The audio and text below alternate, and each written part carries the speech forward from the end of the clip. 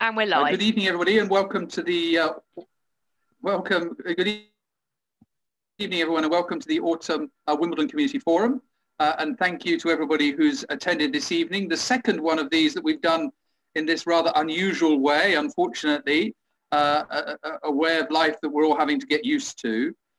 You will be able to see on your screen, hopefully, who else is at the meeting.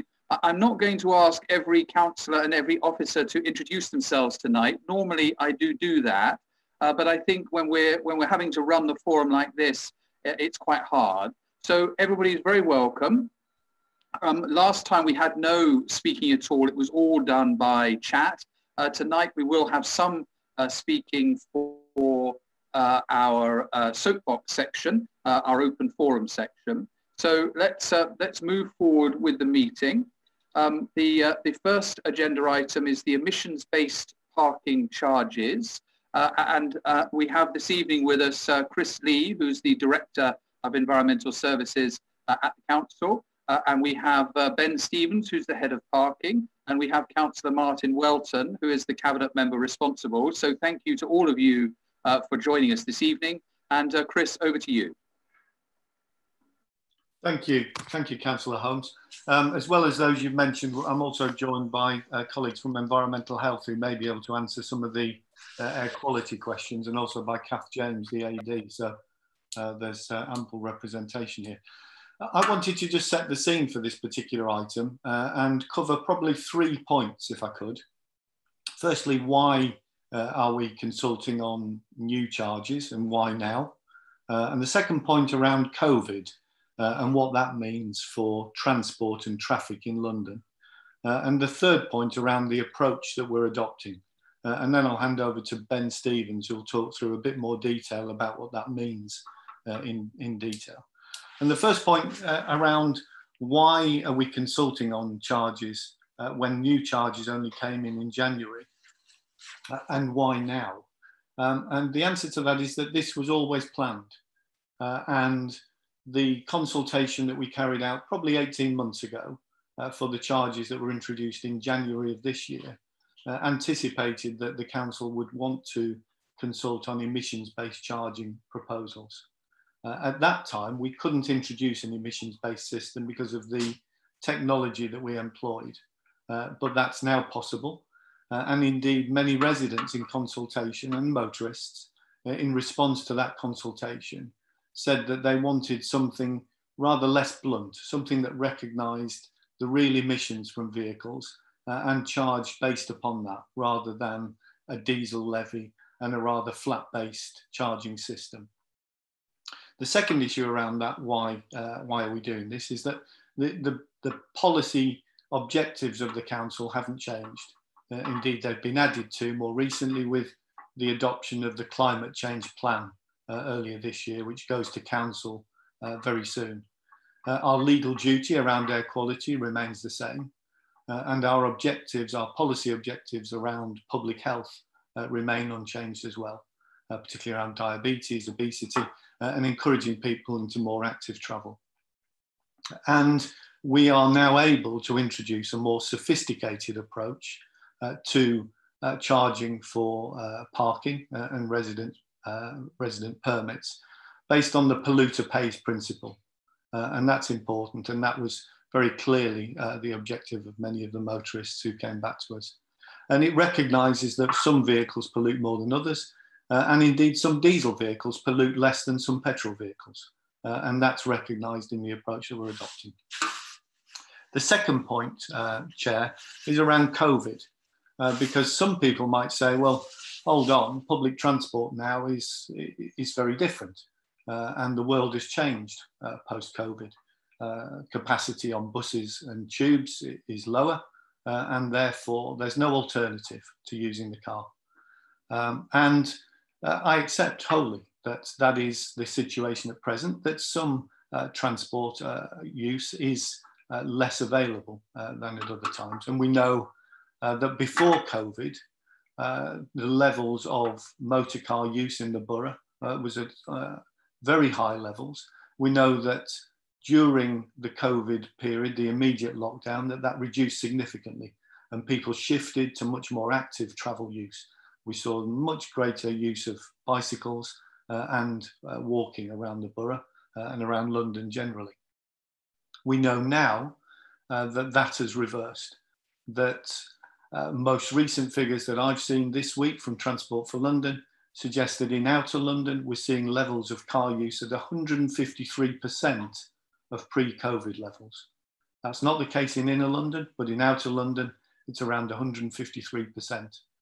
But we don't expect that to be the permanent situation. And once we get through the coronavirus, whenever that might be, I expect that public transport capacity will return and people will be able to enjoy that facility once again.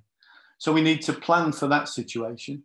And indeed, we delayed this current consultation because we were in that situation of lockdown. The original plan was to consult in the spring of this year. And indeed, the paper that is now out for consultation was signed off by members at Cabinet in February.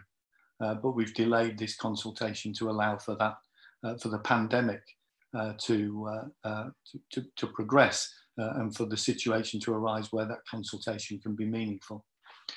And the third approach, before I close and hand over to Ben, is around the approach. And I've touched upon this, but it's important to note that it builds on the previous consultation that we engaged with residents and motorists about. It builds on that consultation, which adopts at its foundation an approach based upon public transport accessibility and whether people enjoy or don't enjoy good access to public transport. And secondly, the duration of controlled parking zones. And then adds to that foundation the polluter pays principle. And one of the important points to note is that we're seeking to use the powers that the local authority has. We don't have enormous powers around this area.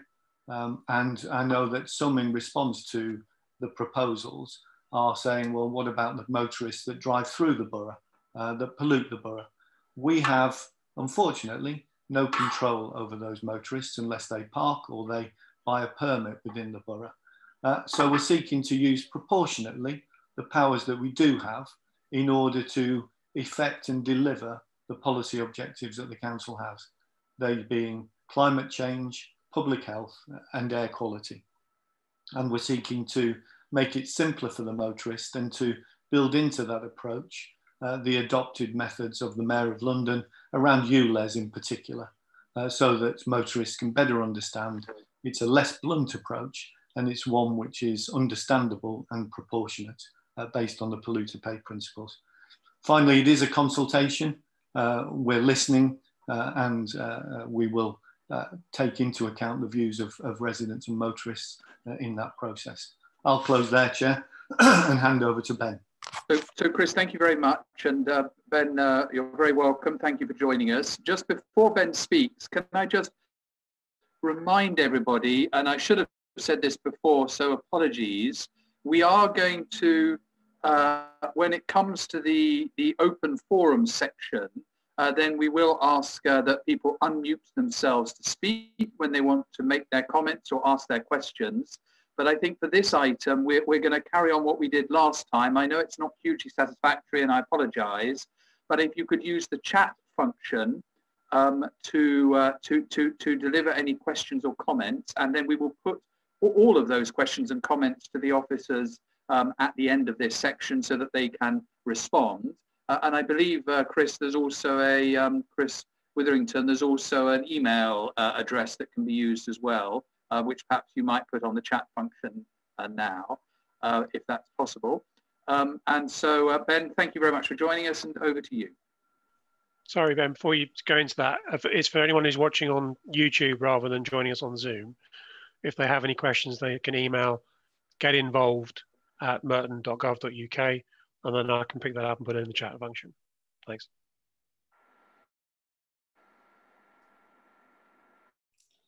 Okay, thank you very much for the opportunity to present here and set out the proposals.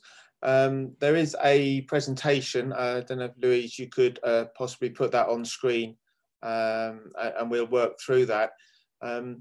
I won't pick up every point within the presentation, as Chris has picked up and highlighted a few of those points. But hopefully I can, there we go. There we go. Hopefully I can set out where we can find more information and make your representations and give us your feedback. Okay, so next slide would be great. I'm going to go through what is being proposed. So Chris has touched on that.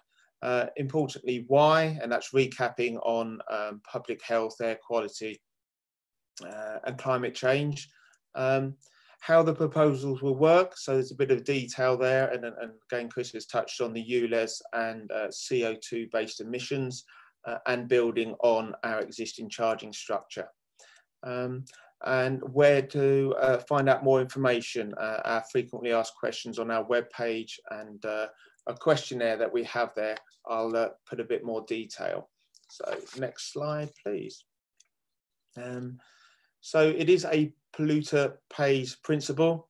The more polluting your vehicle, the higher the charge will be, and the less polluting it will provide a opportunity to pay a lesser amount as an incentive to move towards less polluting vehicles, or make a choice away from vehicles into more active or sustainable forms of transport. The proposals are applicable to permits as well as to paid for parking on and off street, pay and display bays, more commonly known. So it is affecting all areas. Okay, next slide, please. Okay, so Chris has picked up on you know the importance and the climate change emergency that is with us at the moment. Again, Jason Andrews is with us from the air quality management side. If there's some details on there, but I think there's quite a wide acceptance that climate change, air quality, and public health is quite rightly high on the agendas that we have, and we do need to address that. We've started a few years ago in 2017 with the diesel levy, part of our air quality action plan. Of course, we made a commitment to review. These decisions were made back in February for the consultation, and it was delayed because of COVID. So this is all part of an ongoing policy towards addressing these challenges that we have. Okay, next slide, please. Okay, so they're the challenges, and what do we want to get out of these proposals? We would like more use of sustainable modes of transport, of course, less diabetes, obesity, etc. We aim to reduce these. We aim to improve the air quality. These have been in our policy for a long time now. These haven't changed. We're just building on and building on those.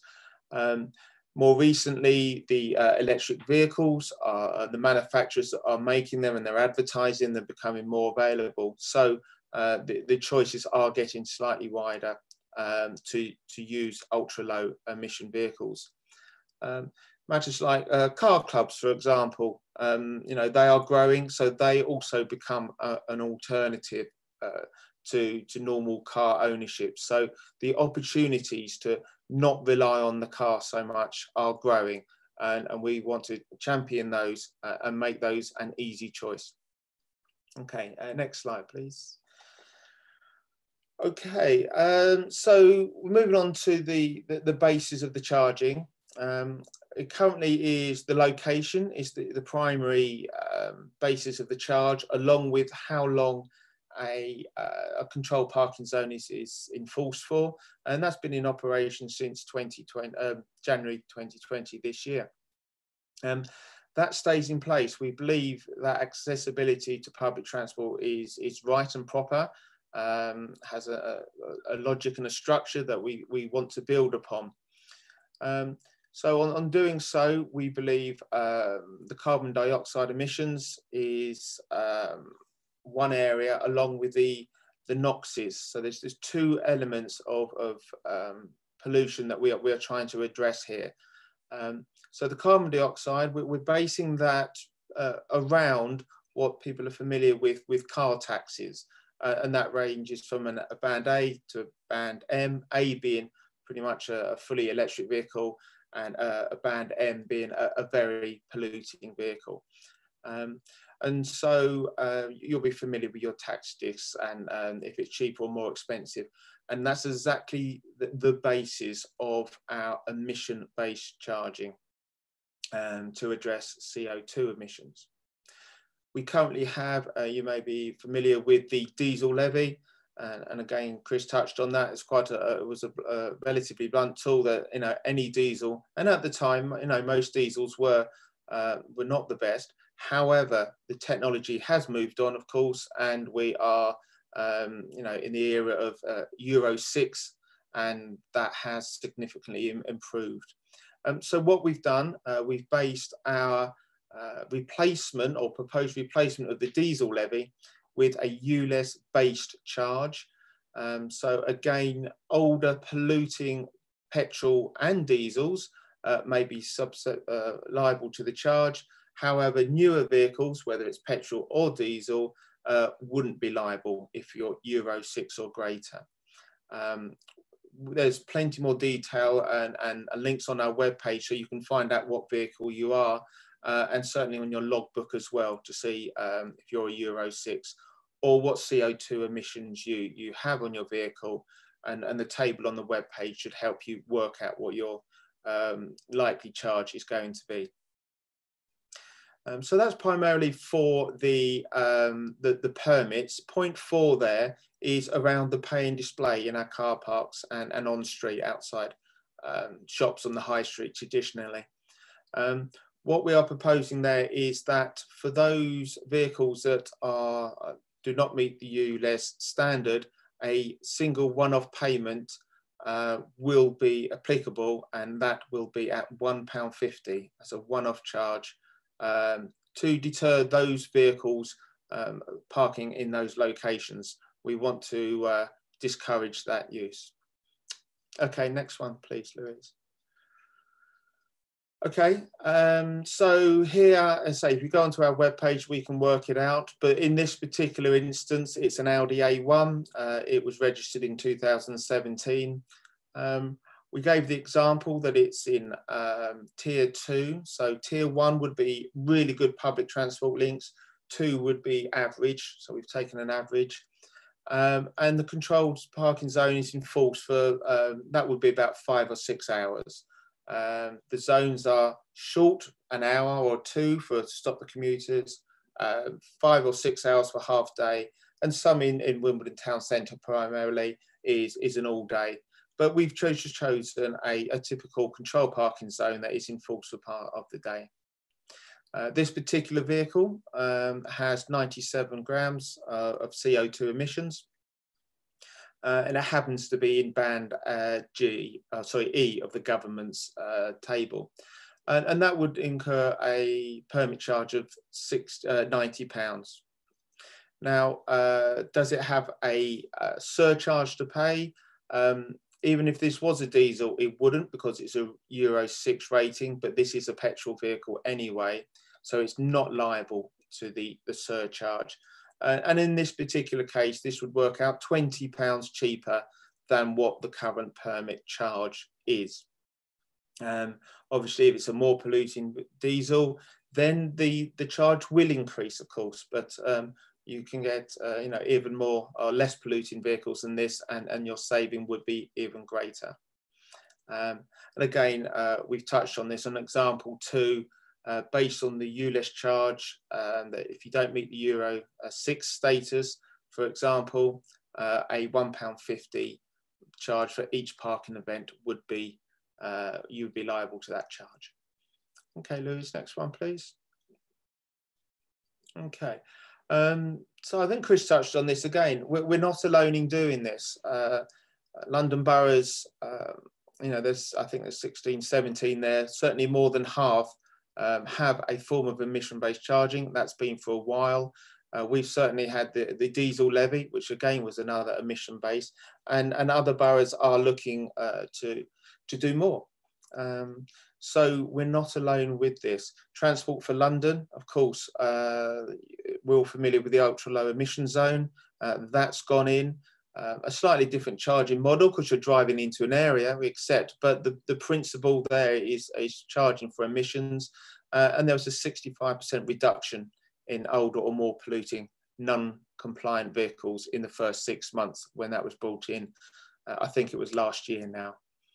So it can make a significant difference. And again, the tax bandings that we've mentioned that government have had in place, that's been with us a long time now. So government, TfL and other boroughs, we are in line with those, and we are all trying to address the emissions issue. Next slide, please. Okay, so COVID-19, well, in fact, I think Chris touched on this. Public transport is not being used as much at present, but of course, we do expect that to get back to full capacity. And traffic out of London, the rush hour, I think now is over a longer period from some data that comes in. But again, that there is already a return to transport and traffic on the roads quite quickly. But these policies are for the medium and the long term, and that's what we've got to plan for levels to come back. Okay, next one, please. Okay, so the opportunity to make your representations. And there is a web page, frequently asked questions, I've mentioned. There are tables on there that can help you work out what your charge will be, and some more background information about some of the challenges of climate change and air quality that we need to address. So really encourage you to go to our web page. It's on the front link of Merton. The survey is there. That's really useful information. We want to see how the trends have changed and get beneath the surface to understand what's going on, and that will help us in our decision making or members' decision making process when the results are presented for scrutiny. Of course, the other alternative is to write to us directly if you don't want to use the web page, so that's possible, or you can email us direct. The closing date of the consultation is the 23rd of October. So we would like your representations in by then. Next slide, I think that might be it. Yes, so thank you very much. I don't know if any colleagues want to just add anything to that, but I suppose we can take some questions. So Ben, thank you very much. While you've been talking, some questions have been coming through, and Chris Lee, the director, has been answering some of those. So thank you. I'm just going to summarise for the officers some of the questions that I have seen, or the questions I have seen. When would a new plan come into effect? There's been quite a lot of comment on penalising high emission cars that are not being used, and the director has been responding to those. And then there's been a little bit of debate around car clubs and also whether these charges have been modelled and what work has gone into looking at whether the charges or how to set those charges at the appropriate level. Chris, would you want to lead your team in terms of answering that, or will Ben answer? And then perhaps afterwards, I will ask Councillor Welton, who's the Cabinet member, to sort of sum up this part, if that's okay. So, Chris, will you lead on that? Well, I'm not too sure I've seen all the questions that you're referring to, but just dealing with the question about whether we've modelled the impact. We know roughly which Merton-owned vehicles owned by residents fall into each of the DVLA categories. So we've got a reasonable assessment there, but that's changing all the time. We haven't calculated how much this might mean in terms of income to the council, because again, that's changing, and we haven't yet realised the full impact of the changes that we made in January and the impact that that's having on motorist behaviour. And the third point I'm just reading is, if the changes are approved, have you been in touch with TfL and or the Mayor's office to see if the ULEZ checker can be modified? I don't know whether Ben can answer that.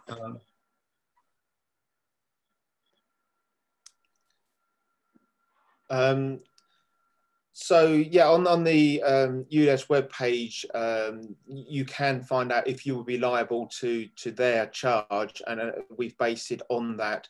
We can certainly look to work with them to have a more meaningful data or way of identifying your property, your vehicle. But I would say that you know, if you can get hold of your logbook, your emissions would be on there, so you can find it there as well. Yeah, just a couple of other questions, or a couple of additional questions beyond that one, just to pick those up if I could. There's a question about the Mayor's scrappage scheme. The Mayor of London did introduce a scrappage scheme. The details are available on the Mayor's website if that cash is still available. There's a question about public transport and whether that will return to pre-COVID levels. We hope and expect that London will need to be served by a fully functioning public transport system, and that's certainly my expectation. But when that will be remains to be seen. And the question around what is the extra income going to be spent on, the question as to whether there would be extra income, and I haven't got the answer to that, but the use of transport income from this source is very heavily regulated and defined by legislation and can only be spent on transport purposes predominantly. And what we're seeking to do is to use this income, if it were to come about, to improve public transport and active transport opportunities in the borough. Chair, some questions are coming through quite quickly, so I haven't had a chance to deal with all of those, but I'll hand back to you. Chris, can I just ask you to pick up on a couple that I've seen that one hasn't been addressed yet, which is when this new plan might come into effect. And you have commented in the chat on the penalising high emission cars which aren't being used. Would you mind just summarising what you said on that, just for anybody who's not reading the... Certainly. So when would this come into effect? That will be a decision taken by Cabinet after the consultation has been presented back to members, and that wouldn't be until the autumn of this year at the very earliest. And the introduction would be subject to the results of that consultation and members' views. The point that you refer to, Councillor, around older vehicles that aren't being used is a very legitimate one, except that this consultation covers the powers that the council has, and those are wholly around controlled parking zones and the use of pay and display on and off street. And it does not recognise the number of miles that the vehicle drives. And as such, it doesn't recognise that if a vehicle is only used once a year, it would still have to pay the resident permit price, or indeed, if it goes to a pay and display bay, it would need to pay the charge there. I wholly accept that, and I accept that that does feel blunt, but it's using the council's powers in a proportionate way in order to nudge behaviour and to achieve the policy objectives we have. Road user pricing or using fuel duty in order to reflect on or to use the distance that the vehicle moves is not within the council's remit, and we aren't able to do that. And the answer I gave on the chat was that in some instances, and I accept this isn't for every motorist, it may be more efficient to use a car club and to therefore only pay for the use of a vehicle at that point in time, rather than have to cover the cost, the increased cost of resident permit prices for the whole year. Okay, Chris, thank you. And there are other comments coming through, including the comment that lots of people don't carry their logbook with them. So that's a comment that passing on, but I appreciate there's not a lot that officers can say. I'm going to move forward because I can see comments from councillors, but I'm sorry, I'm going to do what I normally do, which is I will leave those to be read by residents, but it's obviously, this is primarily a residents meeting. So I'm afraid I will rather meanly move on. We do have Councillor Martin Welton here, who's the cabinet member responsible for this. Martin, I've just said I'm not going to want other councillors to speak, so I'd be grateful if you're able to speak with your cabinet hat on, and I trust you to be nice and neutral, but perhaps you could sum up the policy from your perspective. Thank you. Thank you, James, and obviously thank you everyone who's here this evening. From obviously a council perspective, we want to obviously link this into pollution and air quality.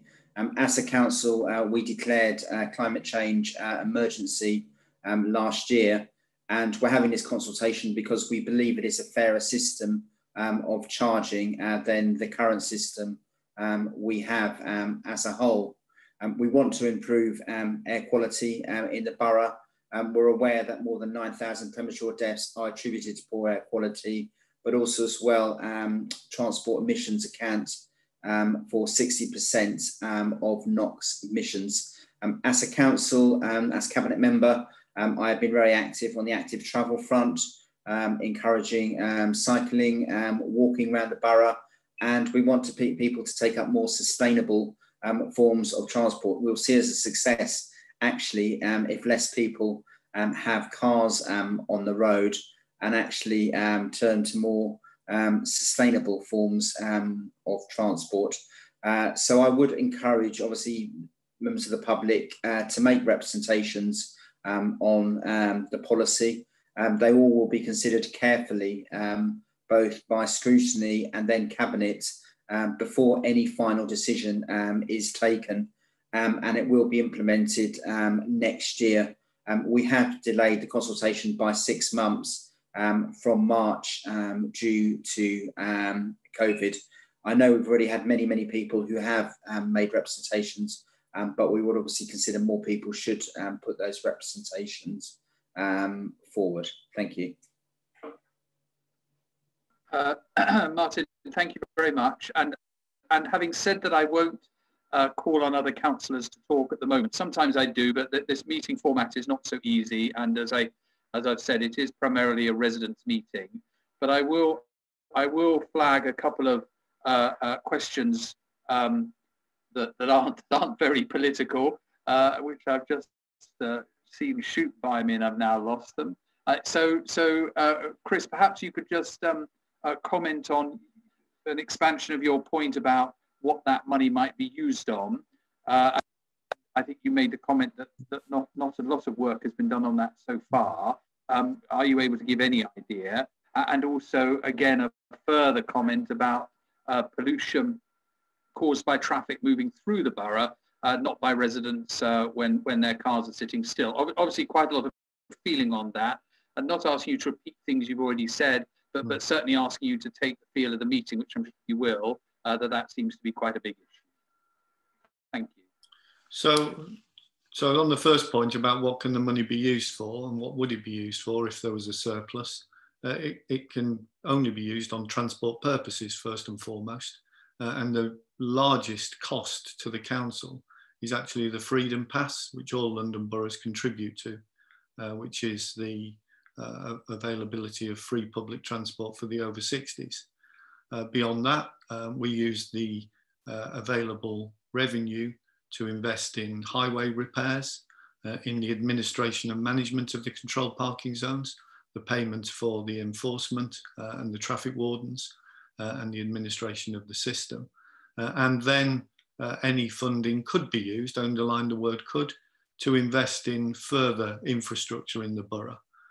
We know that we desperately need to invest further in cycling infrastructure, cycle lanes and cycle storage in the borough in order to shift that behaviour, and getting the right balance between ensuring that there is sufficient active travel opportunity and public transport opportunity for residents to use before they give up their car. It is a tricky balance. But those are just some of the possible funding needs for the resources that could be made available if this generated further surplus. And, so your other point, Councillor Holmes, was about through traffic, and there's little, if anything, we can do about a car that travels through the borough but doesn't stop here and use one of our pay and display bays and isn't a vehicle owned by a resident in a controlled parking zone. That's only something that can be managed by either the mayor in terms of the congestion zone, which we have no power to introduce in the borough, or by government and the Department for Transport in terms of road user pricing. Thank you for that. And I do feel that we're coming to the end of this. So any residents who want to make further comments or questions, please do so. But Chris, I'm spotting two more. Are you able to comment on the fact that Freedom of Information requests suggest that 80% of vehicles in Merton keeps disappearing? 80% of vehicles in Merton are not subject to this charge, presumably because of off-road charging. And then another question, which I spotted before it disappeared, which is it possible to buy shorter residence parking permits, 1 or 2 hours for if tradespeople, for example, visiting? Is that something that you might be able to give some thought to?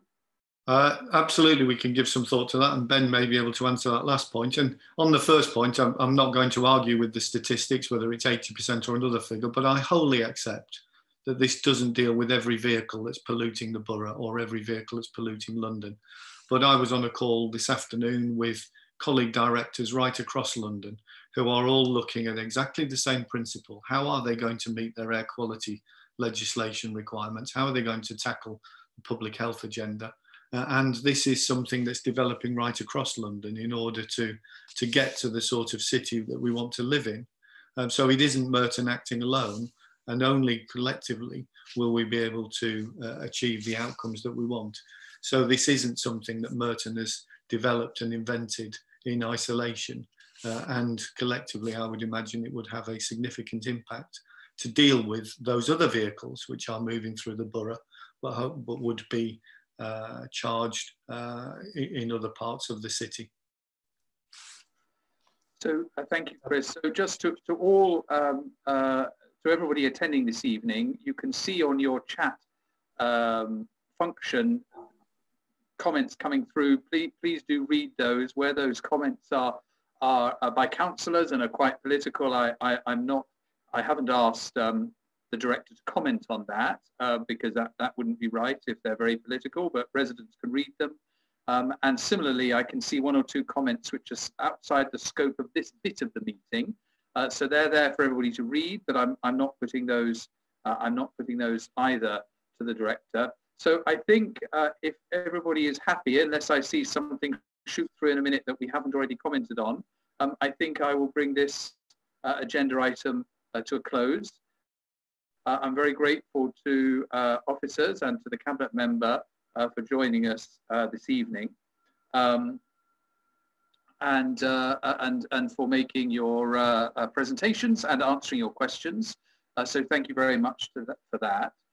With everybody's permission, I'm going to have a slight agenda switch, which is that we're going to do the open forum bit of the meeting now. The reason for that is, as well as having 2 cabinet members in attendance, we've also got, as you know, we've got the Director of Environmental Services who's been leading on that previous item. Because Chris is a director at the council, I'm hoping that he will be able to answer questions or comments or ideas on any subject that you want to raise this evening. But obviously, if it's outside his remit, he may be able to help us, or it may be that he has to come back via Chris Witherington. So Chris, thanks for being here, and thanks for helping us on this item. And as I've said a moment ago, there are 2 cabinet members here this evening as well, who may be able to answer, or 2 that I can see, who may be able to answer questions. We've already heard from Martin Welton, who covers environmental services, and I've seen Councillor Eleanor Stringer, who deals with education, schools, and young people as well. Chris Witherington, Chris, how are we doing this bit? Will people signal and then will they be unmuted? Louise? What's the answer to this, or are we going to keep doing it by chat? We've got two that have already asked to speak, James. So that's a bit of paper. Sandra, who wanted to ask about the A&E admissions. So if we go to Sandra first, and then Gay, who wanted to ask about the planning changes, but I'm not sure if she's on the call at the moment, but Sandra's definitely here. So Sandra, if you want to unmute, and then... That's great, Chris, thank you. And then other people who want to speak, will they... If you raise it in the chat, and then... So Chris, other people who want to ask are...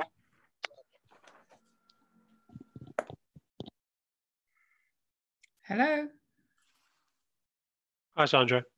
Hi. Can I speak now? Yeah, go ahead. Okay, thank you. I just wanted to update people a little bit on what's going on with our local hospitals. For those of you that don't know, Merton Council very wisely decided to reject the so-called Improving Healthcare Together plan to downgrade both Epsom and St Helier hospitals by removing all of the emergency maternity intensive care facilities from both those hospitals, and cutting the number of beds we have in the area by over 500. And they're doing this in the middle. They've made this decision and carrying on with this plan in the middle of the COVID emergency. Last night, Croydon Council decided that they too intend to reject these dangerous plans and are supporting Merton's decision. And I was just thinking that it would be great if other councils involved, Sutton, Wandsworth, Epsom, Kingston and Richmond, could be persuaded to do the same. These are very dangerous plans and don't bode well for the residents of any of those boroughs. The British Medical Association, the Royal College of Emergency Medicine, the Royal College of Nursing, the King's Fund, all said, and Simon Stevens, head of NHS England, all said before the event of COVID that we've lost too many hospital beds in England. We've got less than any other developed country in the world, and that those cuts have gone too far and that we need more beds in England, not fewer. And yet our own area trust has decided that they're going to cut the number of acute and general beds in half and lose 500 of the beds we currently have. Now, the BMA have said yesterday that with the demands of social distancing that COVID is putting in place, it means that we will effectively lose 10,000 or 10% of the limited number of beds we've now got. So we already had less than most countries. Our local areas decided they want to halve the number of acute and general beds. And the BMA are saying that to restrict the social distancing, because of the social distancing restrictions, we need 10%, we will lose 10% of the available beds we have now, which are already dangerously low. COVID has come up to 6,000 cases yesterday. The situation's getting worse, and we cannot allow our local area to lose so much medical provision. The plan is to put all of the acute infectious care into one unit, when we have now, we've got two hospitals being run by one management. We could have, in the case of a pandemic or epidemic, we could have under that management one clean, non-infectious hospital and one COVID or other infection hospital, keeping those two sets of people entirely separate so that ordinary treatments could continue. People wouldn't be suffering and dying of cancer going untreated. They have that capability, they have that flexibility now.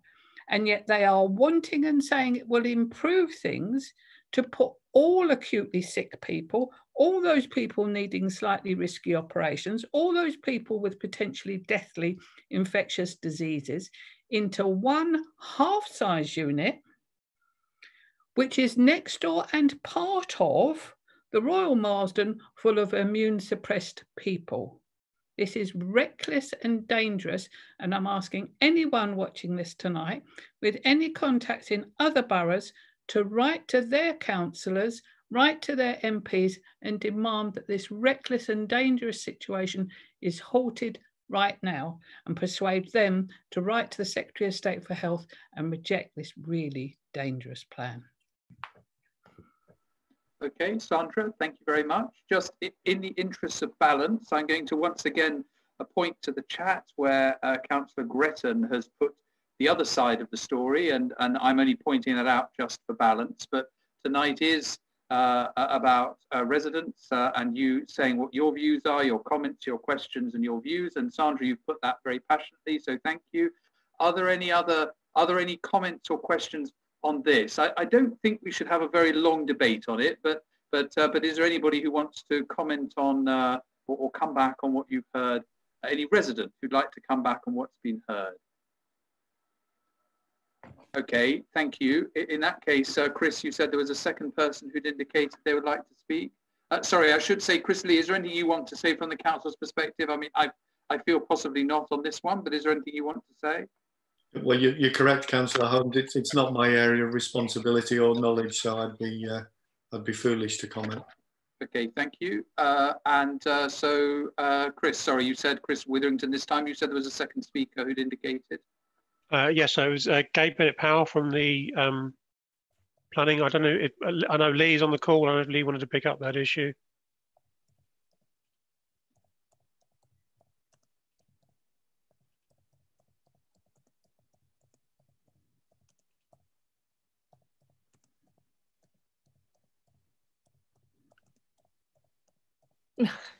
All right, Lee, yeah, we know you now. Sorry, the agenda is so busy. All I wanted to say was, shouldn't we set this aside as it's a very specific thing that I didn't see it on the agenda. I apologize. This was something that got raised specifically around the new planning regulations and the changes to statutory instruments. Right, I'm not prepared to speak on that one. Thanks. Okay, that's absolutely fine. Well, I'll put in the notes that the issue was raised, and Chris's team kindly provided a link to a report that went to the Planning Applications Committee earlier in the year, which had a lot of the detail in it. So make sure everyone's got that link. So I can see, thank you, Chris. I can see at the moment, Chris, perhaps you could look out for other speakers. But sorry, having two Chris's, everybody is a bit confusing. But Chris Lee this time, I can see a reference. I don't know whether you can, to the closure of Graham Road without public consultation in order to help a private developer. Is that something? It may not be, but is that something you can help on, or if not, yeah, come back on? Absolutely. In terms of comments around that. Absolutely. I've just seen the comment. I've not read it in detail, but I'm happy to speak about Graham Road. So.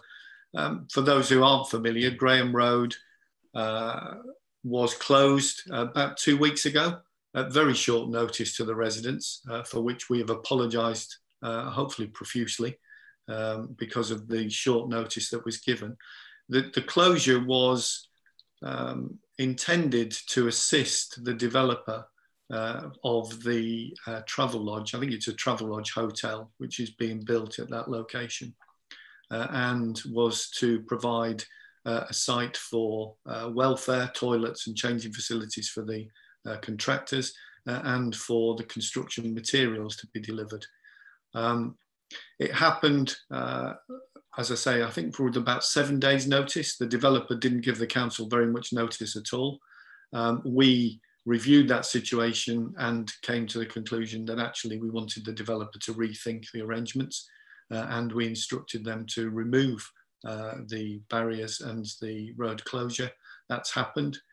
We've kept residents informed subsequently. That review is ongoing at present, and we hope to reach a conclusion.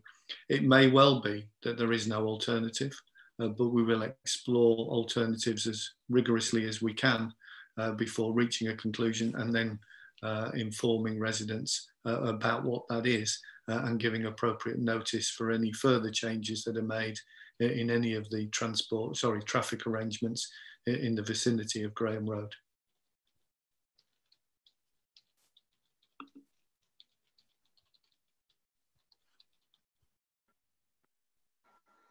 So Chris, thank you very much for that. And question coming through on whether there should have been more consultation on that matter. So we'll leave that one with you, Chris. Chris W. again. Are there any other? Has anybody else indicated to you that they would like to speak verbally? No, I've not had anything else. Okay. And a continuing debate on the hospital. So I think probably this item is also drawing to an end. It's not quite so easy, I'm afraid, as it is when we're all together, and hopefully one day soon we will be again. I will just give it a few more seconds to see if anybody wants to ask any further questions on chat. It can be about any subject. Obviously, if the director can't answer it tonight, he will come back to us. But I think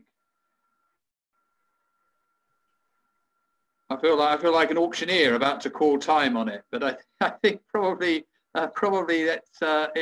we've done as much as we can for this evening on that item. So Chris, thanks so much for stepping in.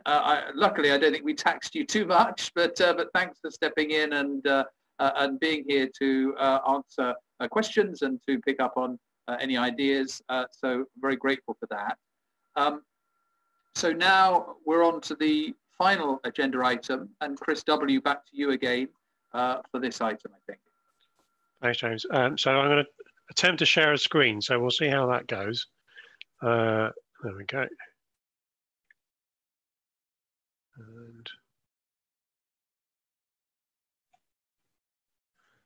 And so there's a few things going on locally that I think are relevant and hopefully of interest, and I just wanted to raise the attention of those.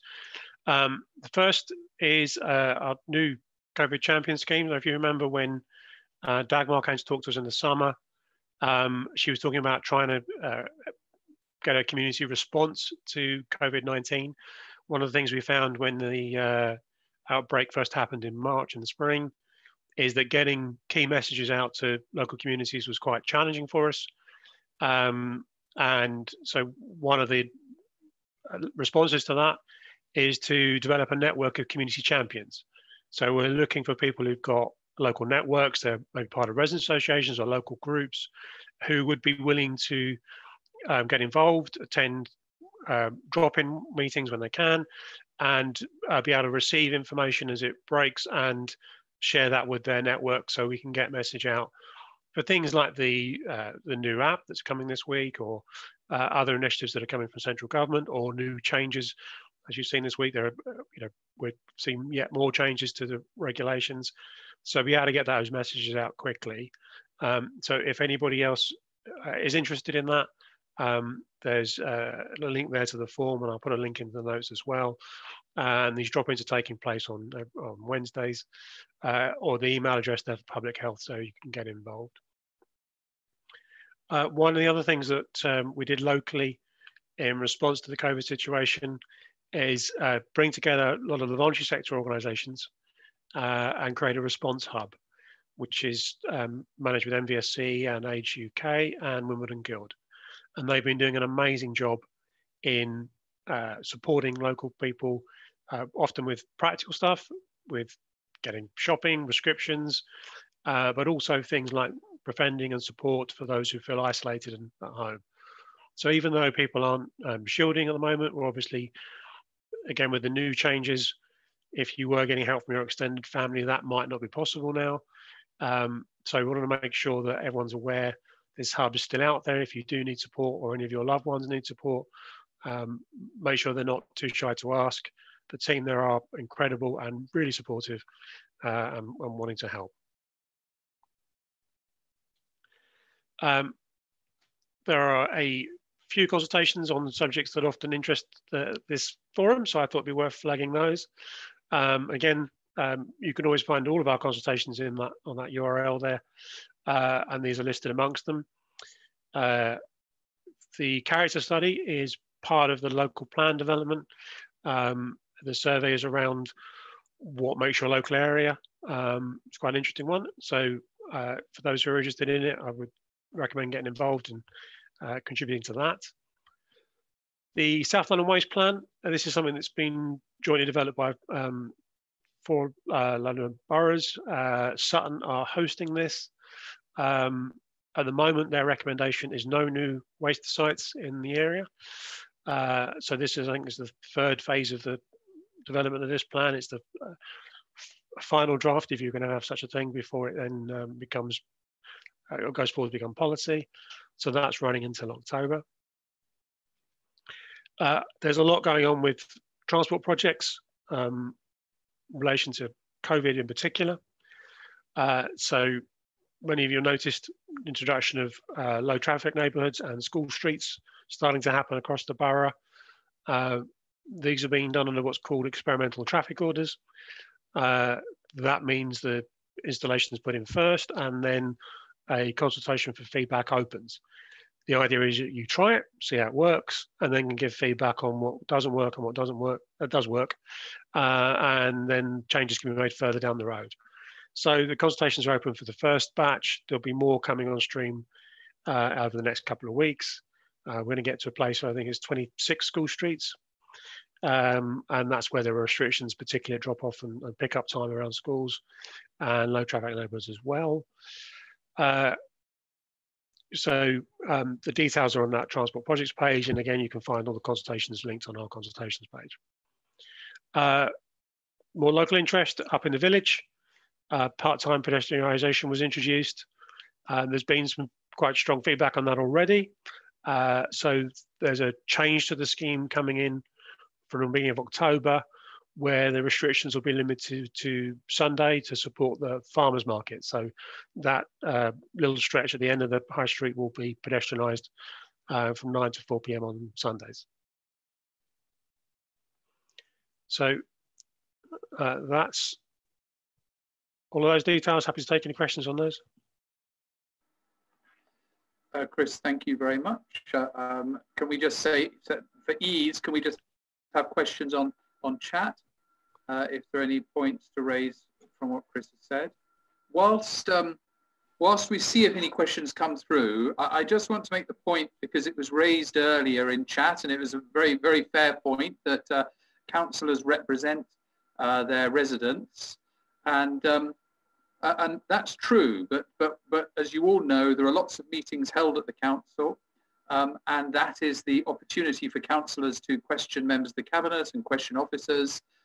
There is, as we all know, the rough and tumble of politics, which is generally well-meaning and occasionally even light-hearted. But I have always believed that the purpose of this meeting is absolutely for residents to have your opportunity to share ideas, ask questions, make your points as robustly as you like. Where councillors were asking questions that in my mind, but I appreciate it's subjective, but where in my mind, where councillors were asking questions that appeared to be on behalf of their residents, I did actually put those questions to residents. And where councillors were making political comments, which absolutely councillors should be doing that, that's the rough and tumble of politics, I haven't passed those on this evening, because the whole point of the meeting is it is for you, the residents, and not for us, the councillors. And in the time I've chaired this forum, that has been the way that I've tried to chair it. The other point I wanted to make, as no questions have come through, it's not very satisfactory having the meetings like this, and I'm sorry, it is the way things are, and it's one of the many things at the moment that we're just going to have to get used to and put up with.